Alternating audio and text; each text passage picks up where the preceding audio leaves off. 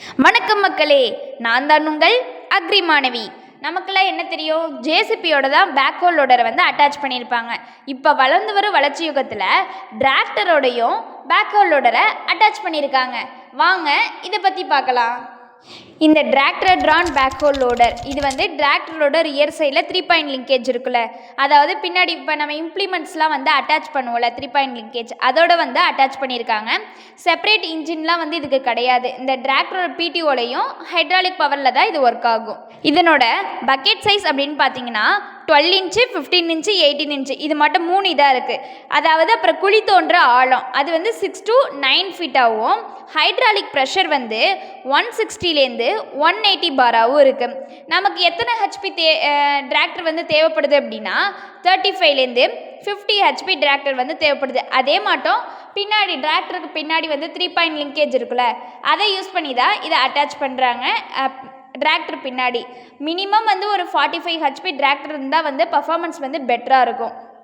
இது வந்து எப்படி ஒர்க் ஆகுது அப்படின்னு கேட்டிங்கன்னா, டிராக்டர் இன்ஜினை வந்து நம்ம ஸ்டார்ட் பண்ண உடனே ஹைட்ராலிக் பம்பு ஆயில் ப்ரெஷரை வந்து க்ரியேட் பண்ணோம்.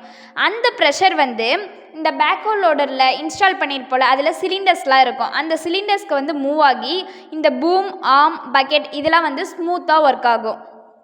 அப்புறம் ரொம்ப இம்பார்ட்டண்டான ஒன்று, ஸ்டெபிளைசர் இல்லாமல் ஆப்ரேட் பண்ணக்கூடாது மக்களே. சேஃப்டி ரொம்ப இம்பார்ட்டன்ட். இந்த டிராக்டர் ட்ரான் பேக்ஹோல் லோடர் எங்கெங்கெல்லாம் யூஸ் ஆகுது அப்படின்னு பார்த்தீங்கன்னா, இப்போ மரம் வைக்கணும் அப்படின்னா குழி தோன்றும் அதுக்கும், அப்புறம் பைப்லைன்லாம் போடுறதுக்கு, கன்ஸ்ட்ரக்ஷன் ஃபவுண்டேஷன்ஸ்க்கு, இதுக்கெல்லாம் வந்து அதாவது ஸ்மால் ஒர்க்குக்கெலாம் வந்து இந்த டிராக்டர் ட்ரான் பேக்ஹோல் லோடர் வந்து ரொம்ப யூஸ்ஃபுல்லாக இருக்குது. அதே மாட்டம் வில்லேஜ் சைட்லேயும் ரொம்ப யூஸ்ஃபுல்லான மிஷின் இது. இதில் வந்து மெயின்டெனன்ஸ் அப்படின்னு பார்த்தீங்கன்னா, ஹைட்ராலிக் ஆயிலை வந்து அடிக்கடி வந்து செக் பண்ணிடணும். அதே மாட்டம் ஹோஸில் வந்து லீக்கேஜ் ஏதாவது இருக்கான்னு செக் பண்ணிடணும்.